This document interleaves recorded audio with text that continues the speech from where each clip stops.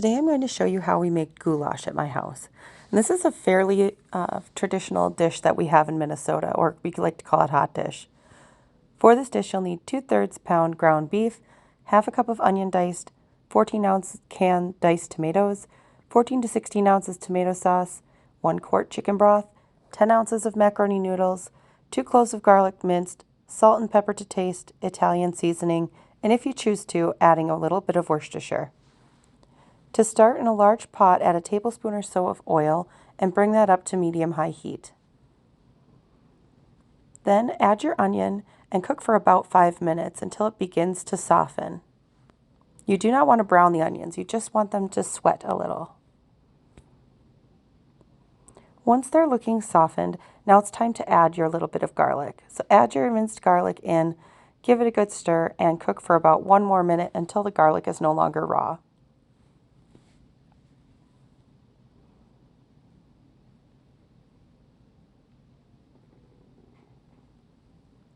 Now add in your ground beef, and here I had this pre-cooked because I cooked a whole bunch of ground beef at the beginning of the week for the recipes I'm making.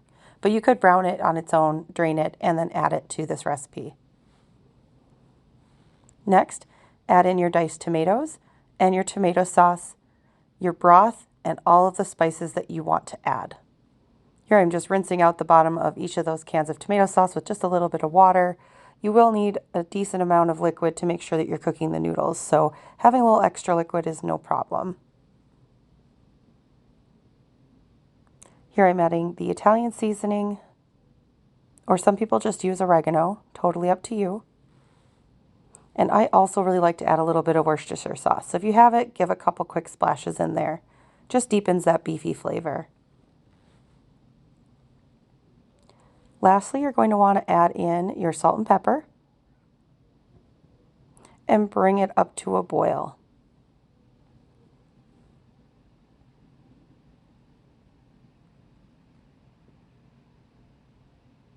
You're going to add your broth. And here we're adding about, I would say, 3 cups of broth. I know I said a quart in the original recipe, but I only ended up using about 3 cups. You're going to add your macaroni noodles right to the boiling liquid. You're not going to cook them separately, so you're adding them in dry to the sauce, and this is going to let the noodles soak up the flavor of that sauce and really give some good depth. Turn your heat down so that it's at about a simmer, and then you're going to cook for about 15 minutes until the pasta becomes tender.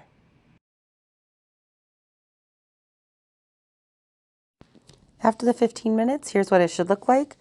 A lot of the liquid should have been absorbed as the noodles were cooking, and the noodles, if you try 1 or 2, should be soft and tender. I served this with a loaf of homemade French bread and butter.